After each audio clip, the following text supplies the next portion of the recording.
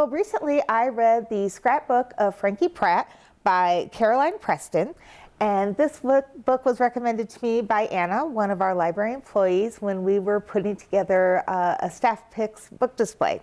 And it is a graphic novel, but it is not like other graphic novels that are more comic bookish. This one is made to look like a scrapbook of the main character, Francine. And the author had already collected a lot of old Victorian things, such as postcards, magazine advertisements, and so I can't even think, tickets to plays, movie reviews. She already had these items collected, and then she decided to take them and make a story out of it and have these items be part of Francine's scrapbook of her life from high school on until the end, which I can't say what happens at the end because that would ruin it. And I just love the concept of it because she had some of these items, but obviously she had to collect more to be able to have the story and tell it. And I'm very curious as to, did she know the story and then went out and sought items that fit the scrapbook, or did she have the items and use those to create the story? It's a quick read, it's a fun read, it is a great story, plus all the items that make up the scrapbook for Francine are just fun to look at. So I would definitely check out the Scrapbook of Frankie Pratt by Caroline Preston, and you'll find it at the library on our second floor in the graphic novels collection. My book group last night discussed a book that provided a wealth of great conversation, and that book that we enjoyed was Vanessa Diffenbaugh's The Language of Flowers.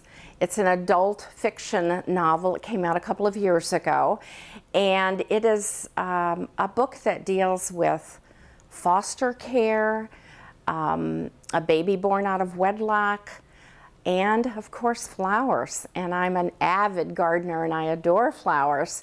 And the language of flowers has to do with the old Victorian idea of associating flowers with particular emotions or feelings. And that takes a part of the story.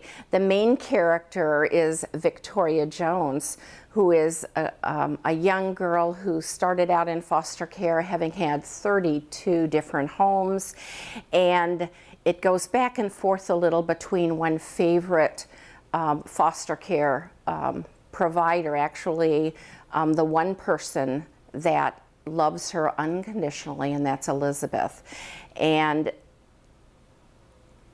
Victoria ultimately learns to accept and love herself and be able to love others, even though she's a damaged human being. But it's a very powerful book and fun to read, especially if you're interested in flowers, because one of her talents that helps build up her self-esteem is that she's a fabulously creative florist or a floral designer. And the florist who really helps support her through some really tough times is a great character. So great characterizations, an easy read, but also a very thought-provoking read. I'd highly recommend The Language of Flowers by Vanessa Diffenbaugh.